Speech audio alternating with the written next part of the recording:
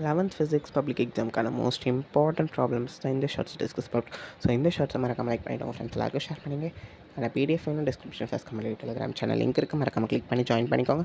அதை நம்ம பிடிஎஃப் கொடுத்துருக்கோம். ஸோ கீழே ரிலேட்டட் வீடியோவில் 5 மார்க்ஸ்க்கான ஷார்ட்ஸ்க்கு பார்க்காதவங்க மறக்காமல் பார்த்துங்க. அண்ட் 2-3 மார்க்ஸ்க்கு இதெல்லாம் எப்படி 2-3 மார்க்ஸில் ஃபுல் மார்க்ஸ் வாங்குறது அதுக்கும் நம்ம அப்லோட் பண்ணியிருக்கோம், மறக்காம பார்த்துங்க.